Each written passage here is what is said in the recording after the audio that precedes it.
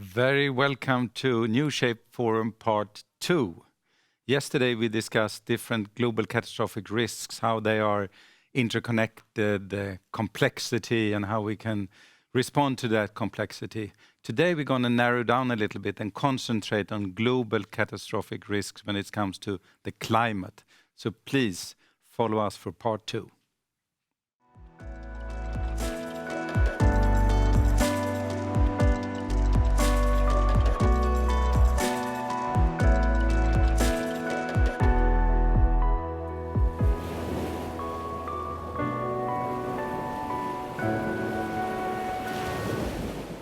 Someone or some of all the viewers that were with us here yesterday, I think they are here also today. And perhaps you remember that you had the opportunity to raise questions, and I'm very happy for all the questions that came in, and I hope that you can write questions here today as well. So here I stand with you, Maja Groff, and many perhaps of the viewers recognize you from the work with Global Challenges Foundation. You were also one of the winners in our prize competition.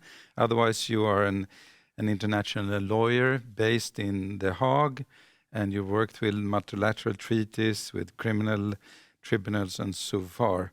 You also looked into day one. What did you bring anything with you? Yeah, indeed. I really enjoyed day one, and it reminded me of the comments of Australian philosopher Toby Ord, who calls this moment in human history the precipice, where we're confronted with these intersecting existential or global catastrophic risks, also these systemic risks that Augusto has mentioned, financial instability, economic inequality.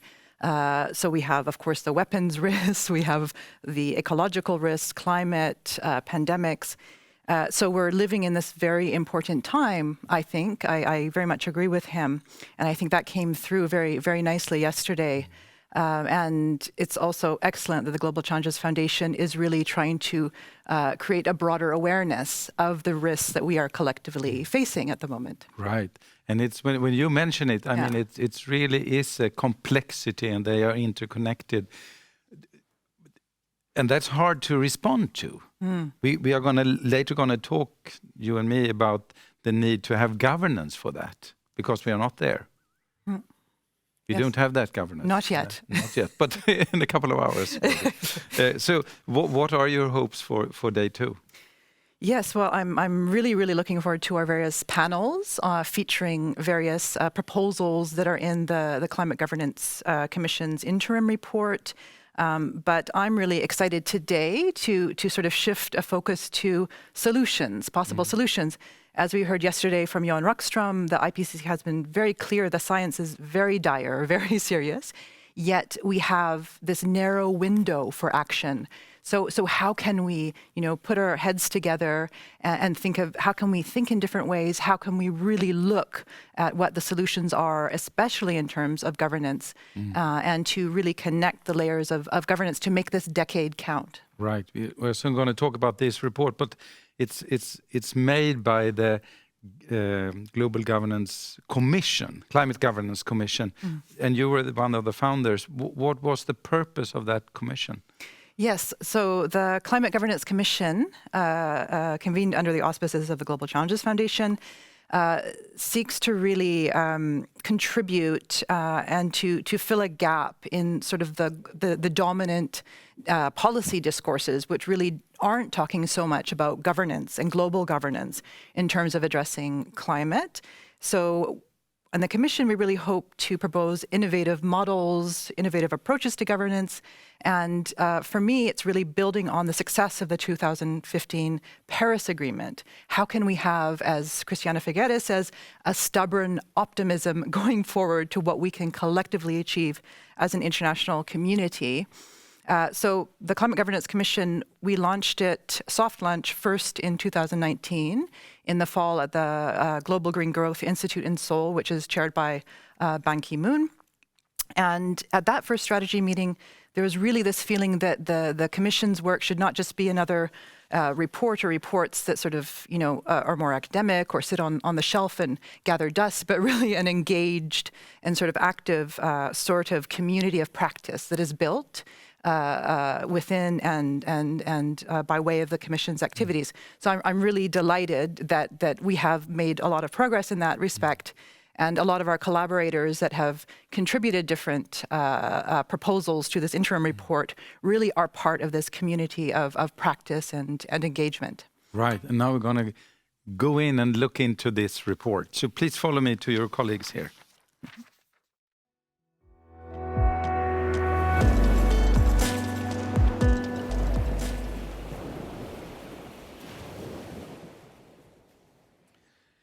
And then I'm together with some of my colleagues. Welcome, Linda Burenius. You are Head of Development at the Global Challenge Foundation. And Magnus, we saw you yesterday. You are Head of Research. And Maja is here with us today. So maybe a question to all of you. What would you say is the main purpose of the report, Magnus? Yeah, thank you. Before answering, I would like to take the opportunity to actually thank all the people who have been contributing, our partners who have been with us in this project, the Exponential Roadmap initiative that we have collaborated very closely with and has built upon in this work, Stimson Center, who has been with us as a very supportive partner in the Global Governance Forum, but also all of the people who have been participating in this. Maja mentioned them. There are more than 50 people who have been contributing by advising or writing or reviewing different proposals for this report. So I would like to mention all of them by name, but I don't think that we have time for that. But you can see that on our homepage. Yes. So yeah. A big thank you to all of those people. It has been really a collective effort, just as Maja said, and that is very much part also of one of the purposes of the report. That is to mobilize support from different sectors of society for governance reforms, to make businesses see the role of global governance in making climate ambitious businesses see the role of global governance in facilitating changing their business models towards a more sustainable and it's been authors from around the globe. Yes. So and Linda, how should we read this report? How is it structured? I would also like to just complement the question and the purpose of the report. Because also I think you can see it as a smorgasbord with a rich menu of options on how to improve global governance. And in that way, I hope that it will further fuel continued discussion, consideration. And the report is structured in two parts. So in the first part, it's like more of a chapeau where we have a discussion in moving from challenges to solutions. And then in the second part, we have this smorgasbord of several governance proposals from the different authors. And if I may just say a few words about the two parts. So in the first part, we start with the challenge that we know that we have to halve the carbon emissions every decade if we are going to have a chance to reach the 1.5 degree target.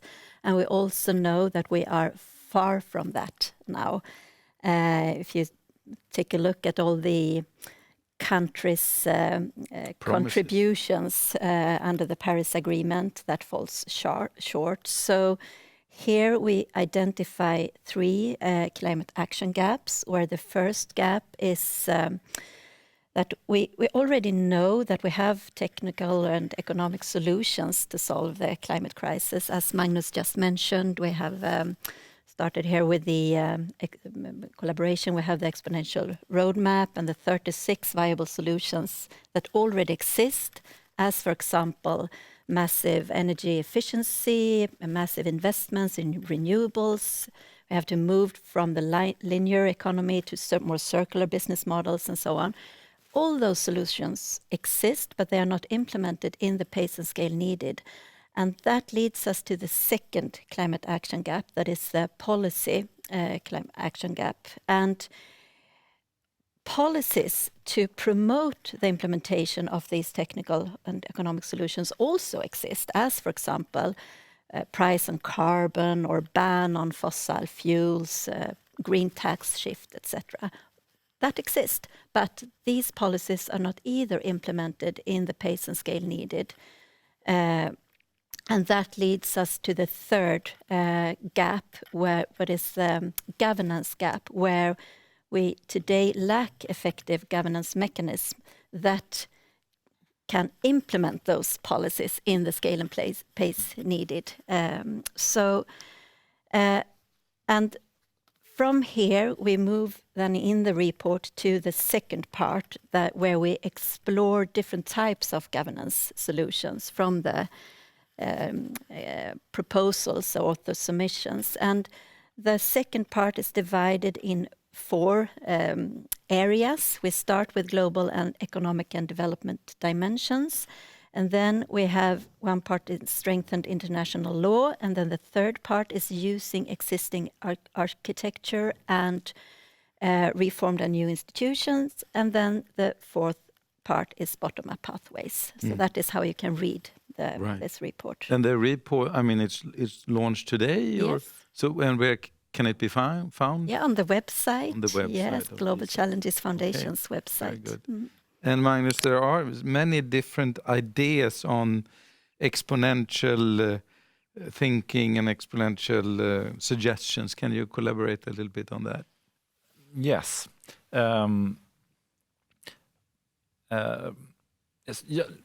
Just one thought more about the purpose of the report. As Linda said, that we have these different gaps. So one purpose of the report is actually to bridge the gap between there is perhaps a fourth gap between the discussion on what needs to happen on the ground, or the discussion about technical solutions, the discussion about how consumption patterns need to change, and the discussion about what natural carbon sinks we need to protect, and so on, and the discussion on global governance reform. Global governance will not change anything by itself. It can only support, the decisions need to be taken in boardrooms and in city halls and in villages and municipalities and by individuals all around the world. So what global governance can do is simply to set the stage to coordinate our actions in the right direction. Set really, prices, take away subsidies, prohibit things. Yeah. So I think that one purpose of the report is also to make the connection and see what is it that we need global governance for, and how can it facilitate those solutions that already exist. So I don't know if you want to also add to the overall purpose of the. I think it's along the lines, of course, of what you both have said about moving from the solutions to the implementation, and also on the global governance front, there's been a lot of defeatism, sort of like a path dependency about very low ambition for, the strength we can have for global governments, whatever its, vital function might be. But now I think we do have a moment of opportunity because the science is crystal clear. There was a lot of strong headwinds against more substantial action because of misinformation and sort of legacy industry, lobbying, et cetera. But now there's a window where the science is clear and we can start to think rationally, logically, what do we need to really implement the necessary vital policies to meet the Paris Agreement targets, and how can we think in a new way, exponentially, and also, a new phase of really radical collaboration, to quote Johan Falk at the Exponential Roadmap. How do we create that mentality, the stubborn optimism, again, to quote Christiana Figueres, to really think clearly and to collaborate, to think of the new ways that global governance can really support the necessary action. And by exponential, that is kind of theoretical concept, perhaps, that that we use. But one thing is that things need to happen really fast now. We have been dragging our feet behind us for so long that now we're really, as Johan Rockström said, we are not out of time, but we are really, the window of opportunity is closing very quickly. So we need to act fast. And then one basic idea behind the exponential roadmap that we have taken up and elaborated on or continued to build on is the idea that many of the solutions, like diffusion and adoption of new behaviors or technologies or innovations, often do not follow a linear trajectory, but rather an exponential trajectory. We all like these exponential hockey sticks. Yeah, exactly. And there are positive feedback mechanisms that you can activate, and there are tipping points that once you cross them, then the process becomes self-generating and accelerating. And that provides us with an opportunity for policy, for very well-targeted policy interventions to have very high impact. Well-targeted and well-timed policy interventions. That to use an image, you don't need to push the carriage all the way to your goal. You just need to push it above the hilltop, and then it will start gaining speed by itself. But for that, you also need a governance that could catalyze it, and this report gives us that. Yeah, so it will not happen by itself. That is one conclusion. You need to be aware. It will not happen by itself because many of those solutions are, to begin with, well, development seems very slow to begin with, and as long as the new innovations are small, they are at a disadvantage. Well, when you're the only one driving an electric car, you will not find a charging station anywhere, whereas if you drive a petrol car, you will find petrol anywhere. But as they grow, so the role of policy is really to push those solutions that we need above the tripping point when they start to grow by themselves. And for that, the governance is needed. Exactly. So this report also then contributes to that change, I guess. Yes, and I can just say a little bit about the approach taken in the 23 governance proposals or perspectives that we feature in the report from partners. As Linda was saying, the different categories of those proposals.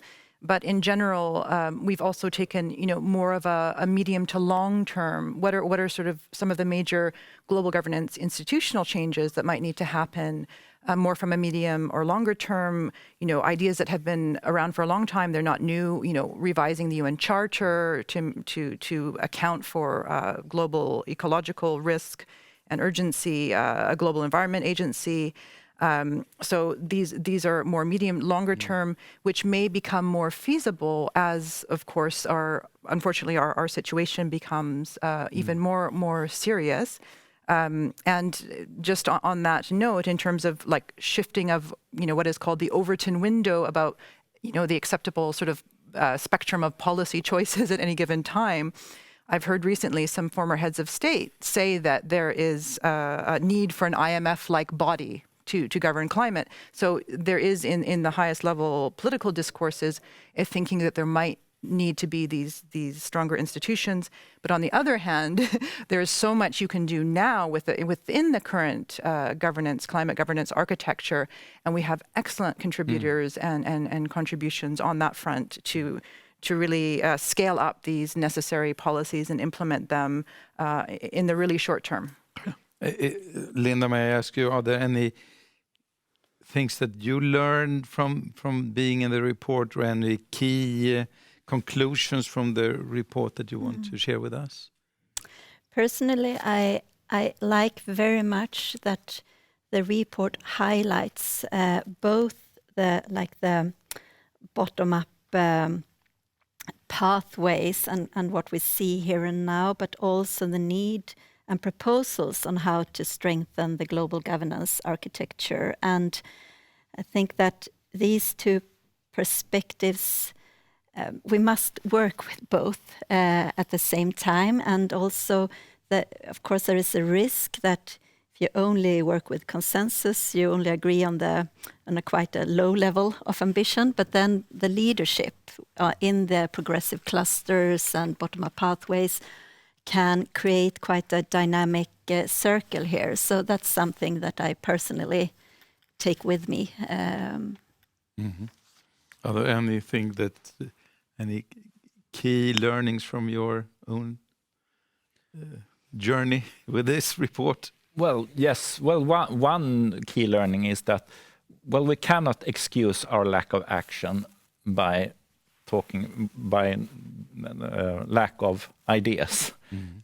There are lots, or lack of opportunities. There are lots of opportunities to act. There are lots of ideas, and we know basically what needs to be done. We simply must get our act together and do what we need to do. Okay, thank you very much. We will come back to this idea, but maybe the best thing is to go in to the web page and read the report, or at least start with the summary and see what suggestions that interest you the most. We're going to continue the discussion, and after we heard some voices, we will also meet with some people that are very much into politics around this. So let's start by listening to some other voices.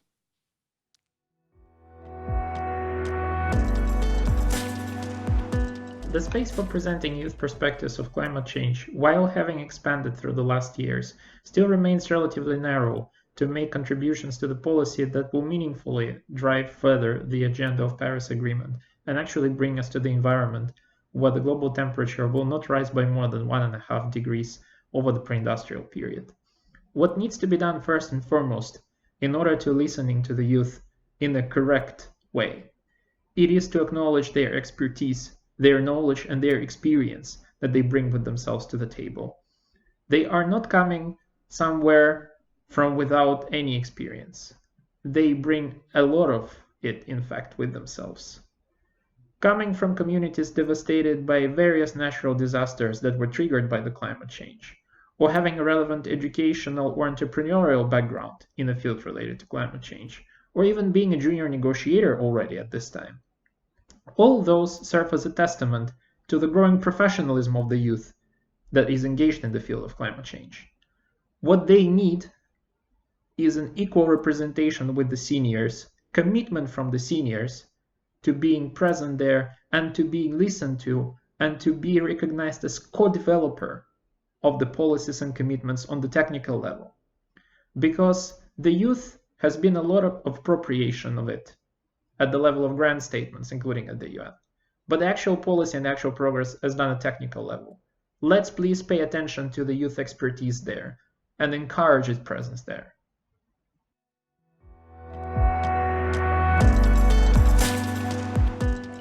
Hello. So, what have we learned about the current climate governance system? First of all, that we really need our climate finance system to evolve. It needs to evolve so that developing countries and vulnerable regions receive direct access, unrestricted by burdensome requirements, and that the funding flows go to support local capacities and local institution building on climate. Second of all, the UNFCCC needs to be protected as the space for this universal platform. It is the only platform in which climate is discussed at that level, but it also needs to evolve. It needs to be more inclusive, and it needs to have a better decision-making processes so that really innovation, creativity, and imagination allow the UNFCCC to have the necessary tools to address and meet the Paris Agreement goals. Thirdly, we need to unite on climate and COVID at the same time. We need to put policies in place that will combine and solve climate and COVID together so that countries are not faced with a horrible decision whether to support COVID or climate. It needs to be a win-win solution for both of these global crises. And lastly, the UNFCCC, with all the UN institutions, with all the youth movements, with all of us here, we all need to make a big commitment of making climate a priority on our personal lives. Thank you.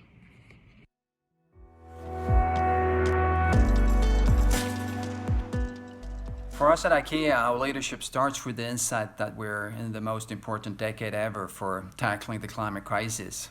And we have 3 big whys for us to lead. First, it's our responsibility. Given the facts that we have, we cannot pass this on to the next generation. Our customers and co-workers, they expect us to take the lead. And then being climate smart is the new low-cost economy.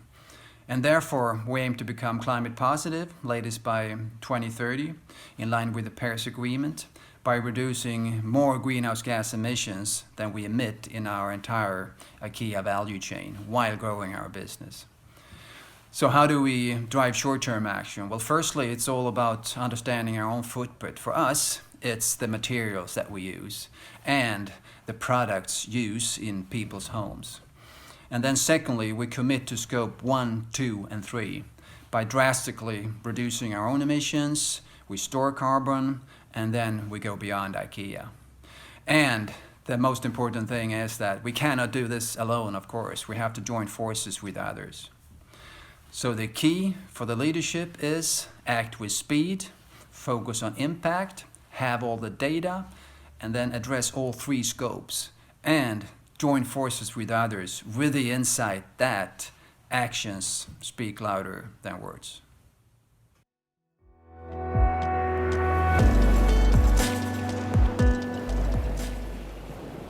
So welcome back. Here I'm sitting together with you, Johanna Lissinger. We met yesterday as well. You are the ambassador for Stockholm Plus 50 and at the Minister of Environment, and you've been in these negotiations about climate for a long time. We just heard some suggestions here from Mr. Carlehed at IKEA, but we also heard from the Climate Governance Commission about so many different ideas. Are these ideas coming to you too, and how do they come there when you are going to be the general, for instance, for the Stockholm Plus 50 meeting? Well, thank you very much for the question. And first, just to say, a very impressive work with the report. And one way that it comes to me is through participating in events like this, of course. But I also have to say that I find that,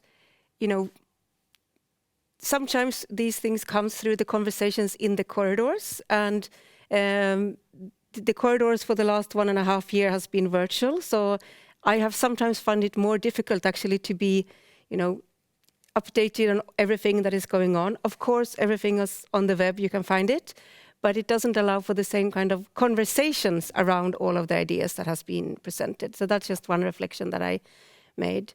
And the other reflection, which I thought was really interesting, hearing Linda and Magnus, speaking about the report of the Commission and the governance perspective and the 3 gaps. And then with the last voice here from IKEA, is also really, how do we then, with a report like this and with a strong focus on governance, how do we connect it back to how can the governance solutions also assist countries as IKEA or others to actually move ahead? So how can we connect not just the global and local governance issues, but the global governance for international institutions also to facilitate the net zero pathway, the zero pollution, nature positive pathways for companies. So that's something that I think I will be looking in when reading the report more carefully. Right. And this reports tell us that there are so many different suggestions and solutions, and there are actually policies that could also guide it, and some policies are already there. But sometimes there is also a lack of governance where you can take these policy decisions.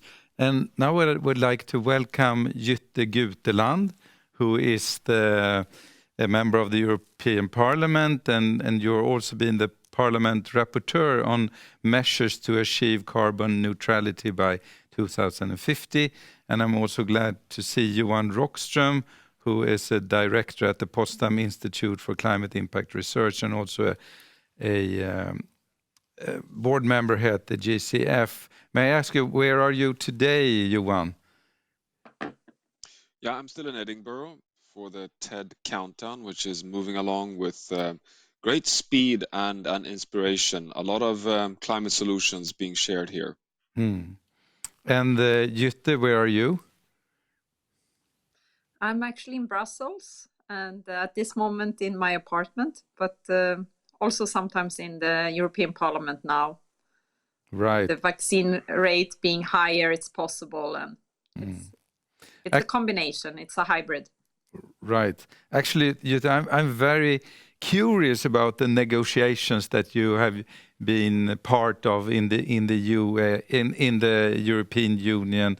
Can you tell us a little bit how are these negotiations, and where do you get the ideas, and where are the things that you discuss, and the enemies in these discussions? Can you give a little bit of an insight about how you negotiate the results? Yes, indeed, I will try. It is different dimensions, and maybe I have also different opinions, different days on how well it goes. But if I would compare this legislation period, this mandate, with the last one in the European Parliament, it's like night and day. Now it's day, and back then it was night.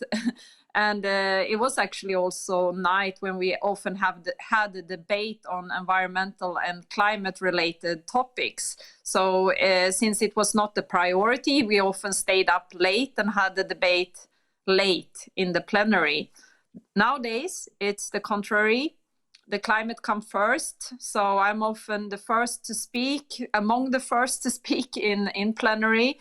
The Commission has, as the whole growth program for Europe is about reach climate neutrality, and the flagship is the climate law that we negotiated until this summer, and that is actually about how to reach that and also the trajectory to get there. And I believe it is really something that has changed the dynamic in the sectorial legislation too. So when we work with industry, energy sector, transport sector, even aviation, maritime sector, it is completely new ambition today than what it was maybe 5 years ago. It's very interesting to hear that it's gone from night to day. There is a play called the night is the mother of the day. Maybe it was. and what is behind this shift? How, for instance, do you use scientists like Johan Rockström to get from darkness to brightness? I believe it is the scientists, and it's also the movement with Greta Thunberg. That's the two big reasons why we are today more active on climate. I don't want to send this naive signal that everything will solve and people are now very committed. It is still very difficult sometimes, but definitely I think that the IPCC report back in 2018, I believe it was, in front of the COP that took place in Poland, in Katowice, that was really a game changer. That climate report was discussed everywhere. And also the climate commissioner back then said that this is huge. Everyone speaks about it. Mm. And then also Greta Thunberg and the movement with the Friday for Future has also changed the situation in the elections in our member states. And it is much more pressure, I think, to the politicians who would like to get elected. And that is good because that's also changing the institutions, and definitely the European Parliament is more committed today. And the Environmental Committee is the biggest one today, and it was not last legislature. And most people wanted to sit in the Environmental Committee and do what they promised their citizens. Mm. So that's the optimistic part. But there is also negative parts. There is still lots of lobbying to take it slower. lots of investments that risk be worth nothing, people claiming or desperately holding on to that old investments, and therefore also holding on to the fossil fuel economy. May I ask you, Johan Rockström, I mean, we are reading the IPCC report and following your research, and you are also to some extent sometimes sponsored by the Global Chance Foundation. How do you connect with politicians?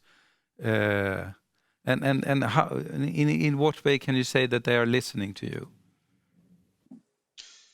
Yeah, well, our business as scientists is, and I'm really glad, I'll take that with me, Jytte. I mean, it is to shed light and you know, if we can contribute to have a bit more of kind of a positive light on policy, that is very positive. And that's one of the biggest tasks we have today in terms of speeding up the transfer of knowledge from the academic community itself over to policy, society at large, the social youth movement, but also, of course, policy.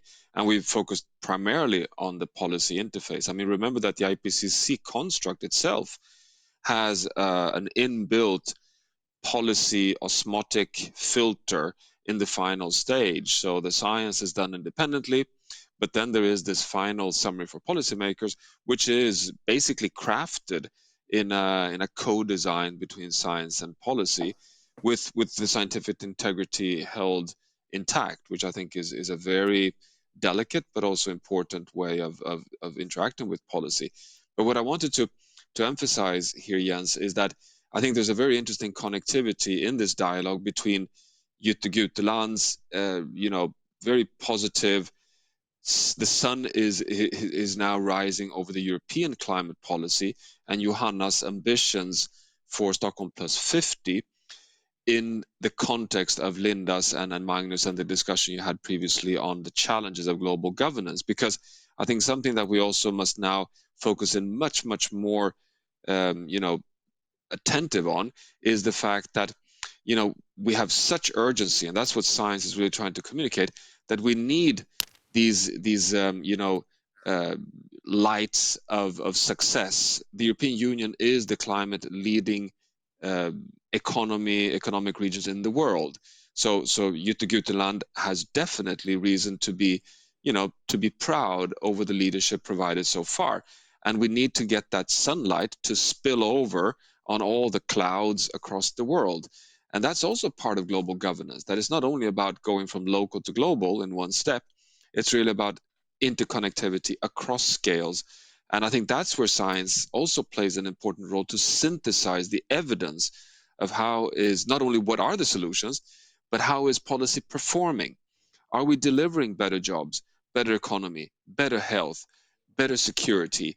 And by having independent quantitative monitoring and evidence, that can then be shared to other clouded regions that can also have, you know, more light, you know, rising, hopefully. So science plays a double role, both in diagnostics and analysis, but also in terms of synthesizing the evidence for scaling. And I think that's a role that we are increasingly emphasizing. Mm.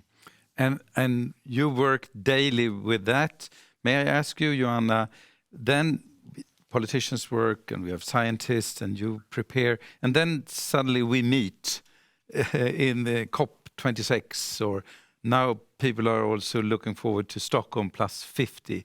How can that meeting be used in this period where you once say that we really need, it's an emergency? No, but thank you for that question, and I think it's also a really important question, because, you know, we do meet in meetings, but it's sometimes the work in between meetings and leading up to the meetings that is as important as the meeting itself. And I also think for, you know, a Stockholm plus 50, which is a one-off meeting, for us it's extremely important that we have conversations with the UK co-presidency now, of course with the next incoming co-presidency for the UNFCCC process, Kunming, so that we look at, you know, how can Stockholm, with its A Healthy Planet for the Prosperity of All, and with, let me use the words of a different mandate than the conventions have. How can we add value and bring value to the process? And I spoke a little bit about this yesterday, but I really think it's through these 3 I's, the implementation, looking at a lot of things is now happening with regards to implementation ahead of Glasgow, and how can we place Stockholm as, let's say, an accelerator for bringing on what happens in Glasgow to a next level, and then to a next level in the next UNFCCC COP, etc. The other word, and I think Johan used this word also, but the interconnectivity, which is I have to say I'm more and more convinced after these 2 days of discussion that really using Stockholm Plus 50 with those 3 leadership dialogues that we will be working through, and really focus on the interconnectivity between different policy areas to accelerate, which is the mandate of our meeting, the environmental dimension of sustainable development. But also the interconnectivity, which we also spoke about, the science policy interface, the work of industry, business, civil society. And I also think that, if I compare with ahead of Paris and now, the conversation between different stakeholders is so much more. Today it's somehow almost taken for granted because it happens all the time. I remember when we prepared for some of the earlier meetings several years ago, and then we thought, well, maybe we should invite someone from business, or maybe we should invite someone from the youth. Today it's just happening. So there has also, I think, been a movement there. And then the last, just third eye to, which I think, can never be underlined enough, but the intergenerational conversations and discussions, connecting the youth for a meaningful participation. And we heard some youth voices here today earlier on also.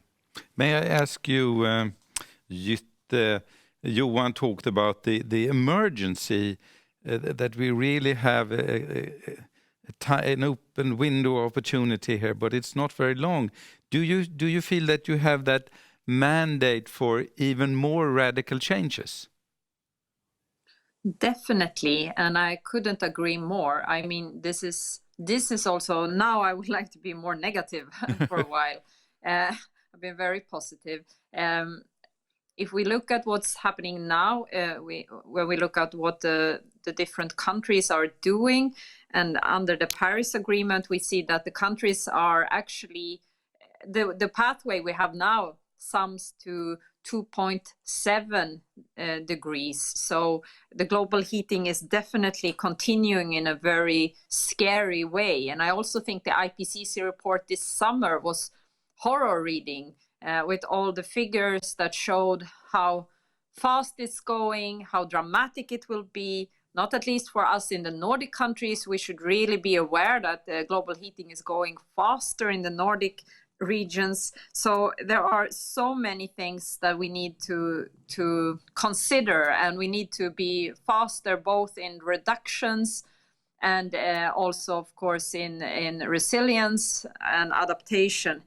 I would like to say there that I think this COP needs to be both about now all the preparedness that Johanna spoke about, that we need to have very great expectations of this COP and continue this atmosphere where countries promise in front of COP. But then we need this COP to deliver also concrete action. So it's not only about declarations, but it will actually happen also in reality. So action plans and NDCs are crucial. We need them to deliver. We need better and more substance when it comes to climate financing. I think we need also concrete tools, sectorial legislation in different countries where EU has many examples, as the ETS, very concrete, how to reduce emissions in industry and energy sector, and soon in many other sectors too. We need to spread it and make sure that we have good cooperation with other countries. We will also have a seminar on this COP from the EU Horizon and promote the CBAM, the mechanism that we will use in the European Union to reduce the CO2 emissions also on the imported goods. Right. So there are many things many concrete actions that's missing today, and where I think EU could be really a driver. Mm. And Johan, I mean, you're a scientist on climate, but we all often ask you policy questions, and as if you were a politician. But so I'm going to do that again, because you ask for this, or you tell us about the emergency and ask for radical decision. Is there any decisions that you really would ask the EU to put on front? Is that the pricing policy, or is it trades that will adjust for carbon price or taxes? Or can you yourself see some ideas that could speed up? Mm. Yeah, you could almost look upon the European Union as a global full-scale experiment. It's like a 1-to-1 laboratory of testing today everything on the table. I mean, we have the emission trading scheme system now being expanded to also have construction and transport sector. We have, as Jytte pointed out, the discussions on CBAM, which is a big step of having a potential import tax on all goods and services that are not on themselves in the production markets taxed originally. We have the technology transitions that are going so fast. I mean, just look at a number of European Union countries that have put end dates on the internal combustion engine. We have end dates on coal. We have the German transition, which is an experiment in itself on phasing out the world's fourth largest industrial economy, which has 40% of its electricity coming from coal, which is now going on an exponential journey away from this mix. So I think there is something really important to be said here, that the example of the European Union should now be raised up to Johanna's level, so to say, and I'd like to see a serious discussion on end dates on coal and internal combustion engine already at Glasgow, actually, because we have it already in so many countries within the European Union and actually beyond as well. It's not only within the European Union, but it's predominantly here. A second thing which is extraordinary right now is that the emission trading scheme within the European Union, thank you, Jytte, is starting to bite. With over 60 euros per ton of carbon dioxide, we're seeing coal-fired plants being shut down overnight because they simply cannot compete on the market. This is exactly what this economic policy tool is meant for. Economic research has been showing it for decades that this is the way to move ahead. We also know that the price should be above 100 euros per ton of carbon dioxide. It's a full-scale laboratory. It's even, this year's Nobel Prize in economics was about how to perform natural experiments at scale, where here we have it. And I would argue that we even have the evidence already in place. So I think it's not a big distance between say, policy action and scientific evidence today, because it's an interesting meeting point. And I would really encourage the European Union to just continue on this track and ask science all the time for documenting the experience. Jytte, do you have anything to say about that? What are your next steps? No, but I definitely agree with Johan on the importance of continuing and not drop ambition. I think it will be more difficult now, and we will also face many who will have difficulties and obstacles. I think there are two sources of skepticism for different reasons that will be lobbied against us.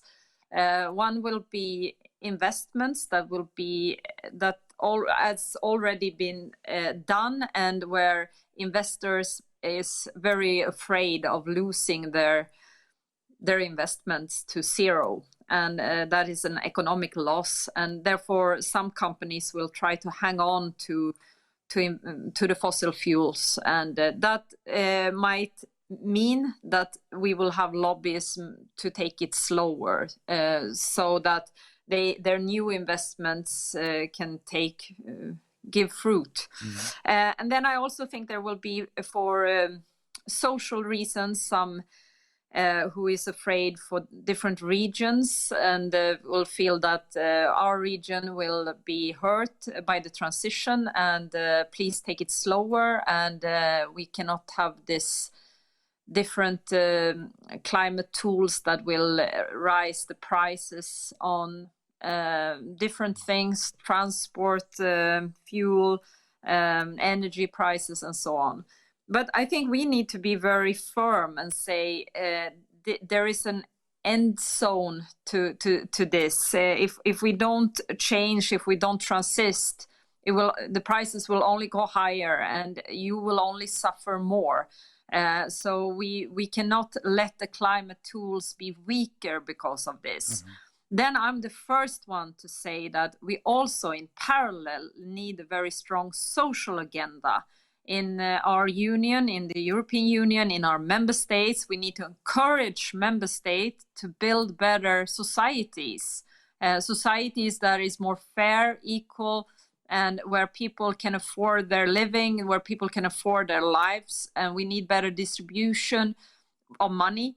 And that is about education. That is about security systems, economic security systems. That is about new opportunities to train for new jobs.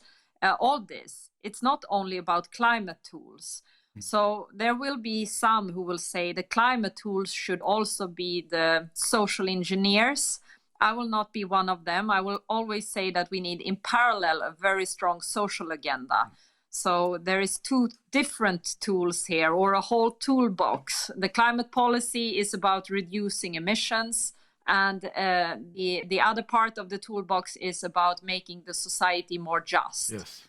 We cannot say that every climate tool needs to be extremely doing the social engineering too.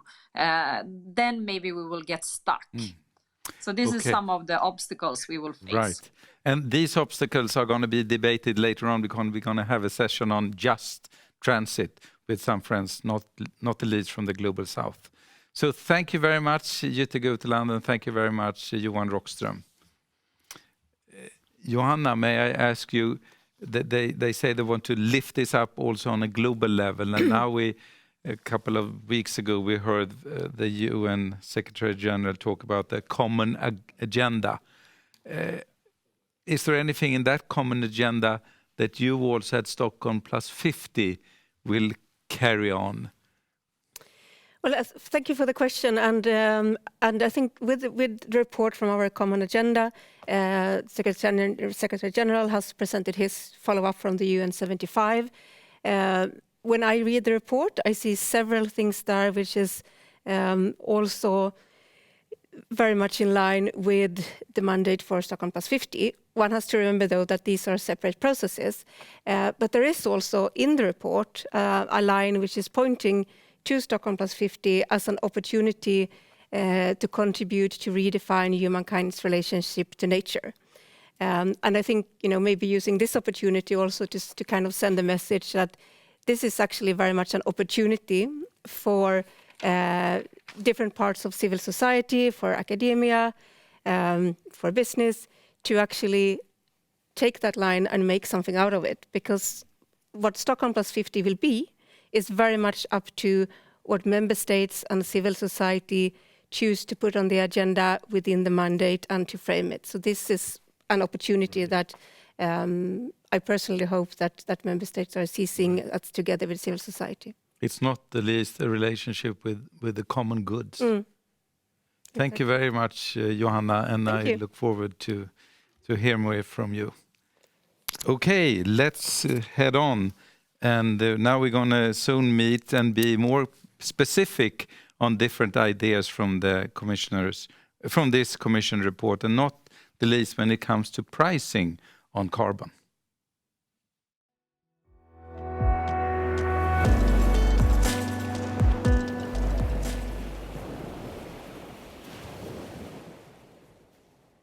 Welcome back, Magnus. Thank you very much. An much. interesting talk, I think, with Jytte and Johanna and Rockström here. Yes, very much so. And we already touched upon the subject that we are going to discuss here. Right, and I think it's sometimes, because it could sometimes be rather gloomy, and I think it's at least interesting to hear Jytte talk about that. A couple of years ago it was like a night, and now they are in the day, and everybody wants to be in the climate organization or committee. No, it's really amazing that there is some kind of, I think that there is some kind of sense of urgency now around this issue that creates an opportunity and momentum for. I hope it's not too late. No. Johan told us yesterday that we still have 9.5 years. Yeah. Okay, Magnus, may I ask you, how can we use the report and not the least the price on carbon and CO2? Yeah. So we were already into the discussion about carbon pricing, and carbon pricing is one of the policy options that meets the policy gap that Linda was talking about before.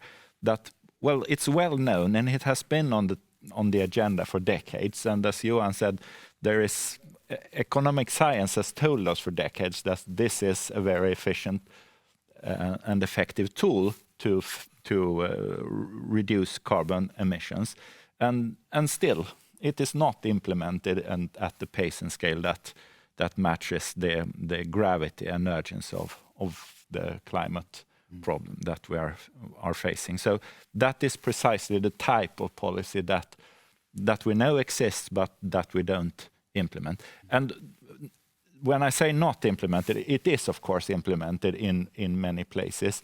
There are carbon taxes in a number of countries, and we just spoke about the emission trading system that the European Union has implemented, and there are similar systems in other places as well.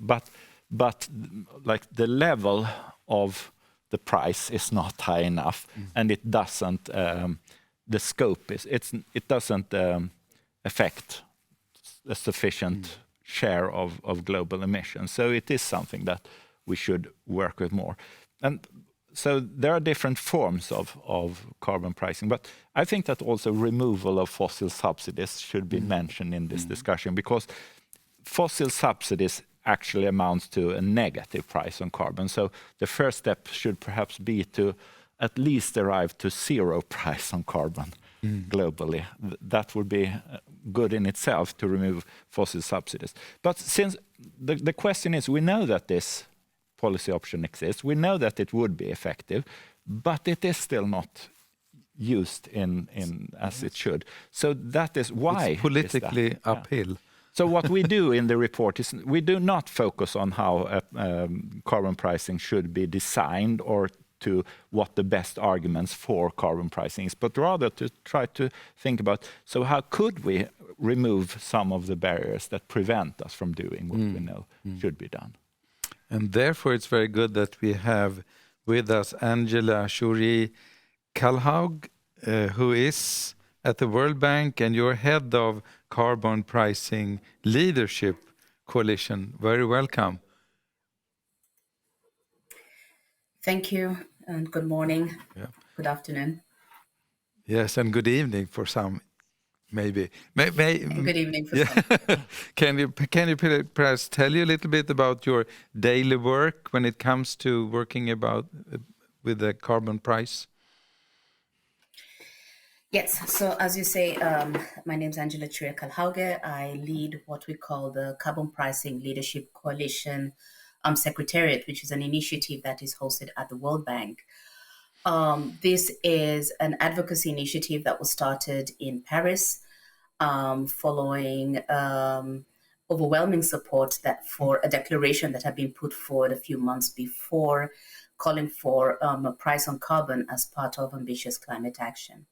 So what we do in the coalition is we bring together stakeholders from government, from civil society, from industry, to learn from each other, to be able to build this community in support of carbon pricing. We work together to build a consensual understanding of where opportunities are, what some of the barriers could be and how this could be overcome. we also, within the engagement that we foster, try to encourage partnerships so as to advance pricing action in different regions and, of course, across different sectors. Mm. And how is it going? We heard Magnus said that the first thing actually would be to take away the subsidies. I mean, I've been in countries like Indonesia and Philippines, and it's a big subsidy there, and it's politically, of course, difficult if you want to be re-elected. But how is these discussions going? So if you look globally at the progress with explicit carbon pricing, and I want to really emphasize that I'm talking about explicit carbon pricing policies and measures. These are things like carbon taxation, emissions trading schemes, crediting schemes. And of course, we also do look at what's happening with the use of internal carbon pricing. We have seen progress in the last years. If you think back 10 years ago, many of these schemes were concentrated only in Europe or in North America, mainly in Canada. But right now, almost all regions of the world has some form of carbon pricing initiative going on in one country or other. This year in particular was quite interesting because we thought with COVID that there may be a decrease in interest in or decreasing momentum in the implementation of pricing policies. However, what we found was that, on the contrary, we saw increasing price trajectories being set in countries like Canada, Germany, Ireland. We saw new initiatives being introduced at the subnational level, including in Mexico and some of the Mexican states. Of course, what's been happening in the EU, as was mentioned by previous speakers, is quite notable with the ETS prices, getting up to €60, which is extremely encouraging. So the progress is there. But having said that, carbon pricing initiatives and explicit carbon pricing initiatives in particular only cover about 21% of global emissions. And less than 4% are priced at levels that are recommended, which would be around $50 to $100 to deliver on the Paris objective. So in essence, yes, while there is progress, we still need much more to be done. We need prices that need to be high enough to give the effective signals to whether to drive investment or the technological changes. And very importantly, we need to see the complementary policy actions that would make this carbon pricing relevant across all value chains. And of course, the point that you make about fossil fuel subsidy removal or subsidy reform is important because that falls within the category of some of the complementary actions that are needed. Mm. Magnus, I think many can agree on the need and so forth, but I remember just the resistance in France when they wanted to increase the price of gasoline there. So it's not only about the governance, of course, it's also about the feeling of social injustice and things like that. But also governance. What can we see the European Union as a front player here, at least? I think that the European Union absolutely has very, very much impact, and I think that this is also when you think about global governance, you often think about like decisions taken on a central level and then like implemented downwards. But you can also think about. I do not really believe that we will ever have a carbon price that is set that way. But we can. Good policies can also diffuse exponentially by being adopted by more and more. And I think that the European Union is such a sufficiently large market to actually have this effect of having its policies spread to other parts of. So I think that as Angela says, that there is progress. There is a growing movement towards pricing carbon. I think that the European Union can absolutely play a very important role in strengthening that momentum. But what you mentioned is also that there is so often resistance, and the carbon pricing is not only about carbon pricing, but it has effects on trade, competitiveness. It has distributional effects. For example, if you impose if you impose carbon taxation only on your own companies, it will affect competitiveness, and then you will have resistance from your.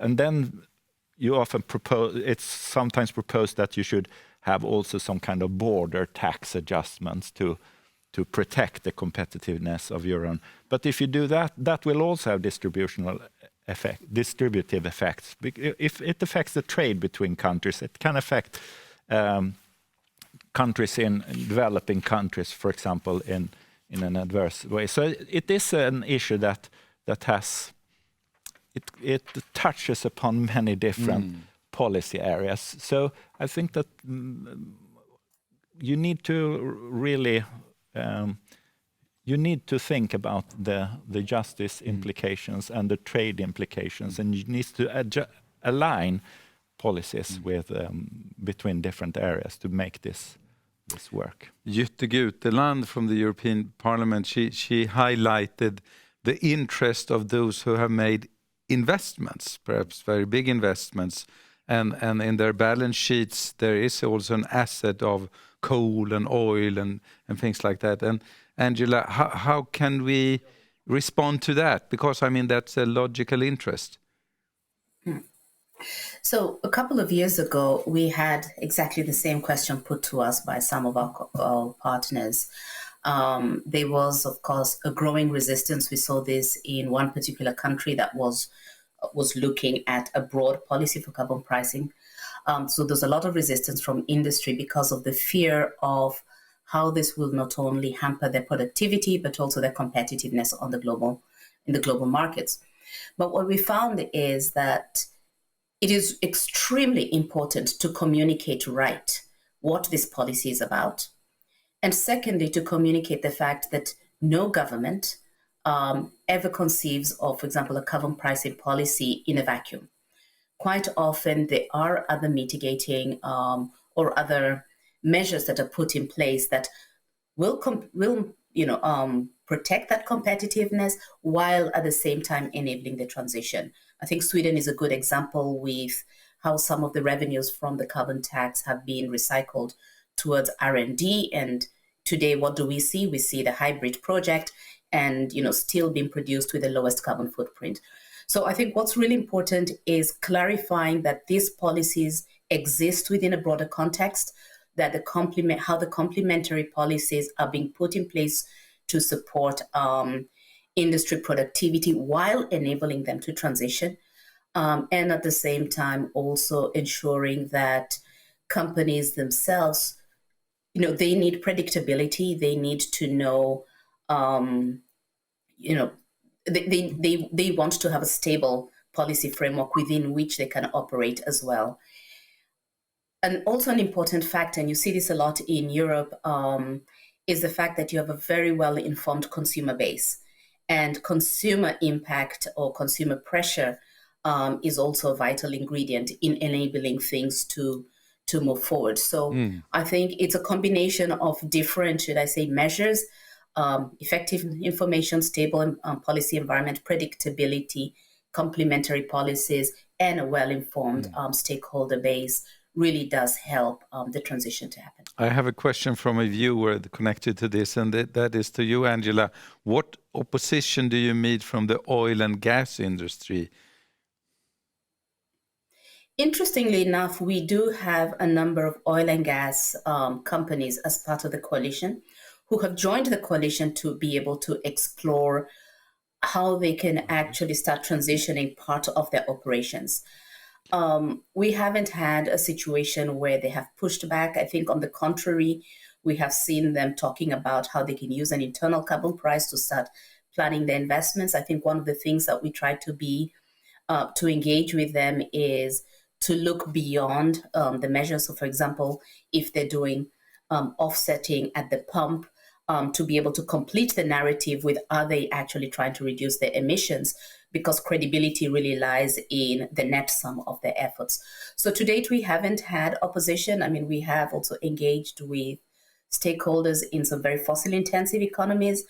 And again, the main thing that has helped in building the business case has been to look beyond the measure in itself, but to really understand the broader context within which this measure is being implemented and the broader socioeconomic benefits that can be generated by the net sum of these actions.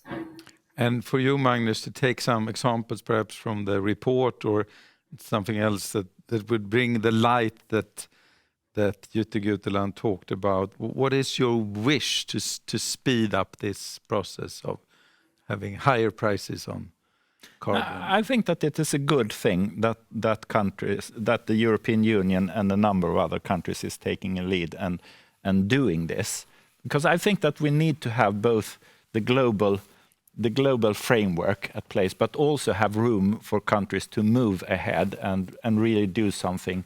And as Johan said, do a real life experiment and try this in reality.